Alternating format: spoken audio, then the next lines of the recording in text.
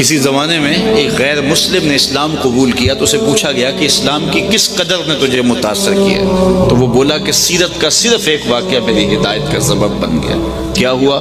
کہا مجلس رسول صلی اللہ علیہ وسلم لگی تھی، لوگوں کا ہجوم تھا، ایک شخص نے عرض کی حضور میرے لیے دعا کر دیجئے، میرا بچہ کئی دنوں سے گم ہے، مل نہیں رہا، مل جائے۔ قبل اس سے کہ حضور کے ہاتھ اٹھتے اور اجابت کے سارے در کھل جاتے۔ ایک شخص مجلس میں موجود تھا، کھڑا ہو گیا، حضور میں ابھی فلاں باغ کے قریب سے گزر کے آیا ہوں اور میں اس کے بچے کو جانتا ہوں، وہاں میں نے بچوں کے ساتھ کھیلتے ہوئے دیکھا۔ باپ نے جب سنا کہ میرا بچہ فلاں باغ میں ہے تو اس نے دوڑ لگا دی، فرمایا اسے بلاؤ۔ بلایا گیا بہت جلدی۔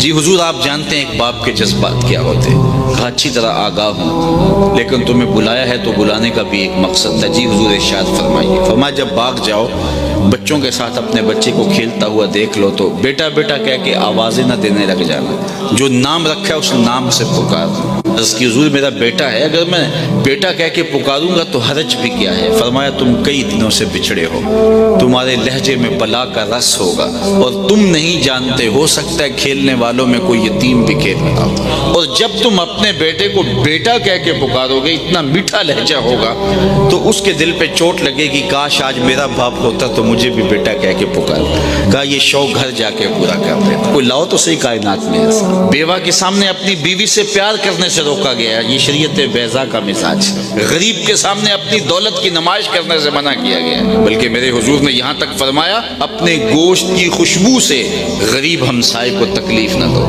یا تو تھوڑا سا پانی زیادہ ڈال لو اور شوربے کی ایک پیالی ہمسایوں کے گھر بھی بھیج دو، اور اگر ایسا نہیں کر سکتے تو ایسے زاویے میں کھانا پکاؤ کہ اس کے بچوں تک مہک نہ پہنچے۔ بچے ہوتے ہیں ضد کر بیٹھے تو وہ مزدور کیسے ضد پوری کرے گا؟ ان بلکتے بچوں کے آنسو کون پوچھے گا؟ تو کہا حضور کی سیرت کے اس واقعہ نے کہ یتیم کے سامنے اپنے بچے سے بھی پیار نہیں کرنا اور اس کو بھی جو ہے وہ بیٹا کہہ کے آواز دے دینی، اس نے مجھے بتایا کہ کتنی نزاکت قلبیہ کا لحاظ رکھنے والے حضور ہیں۔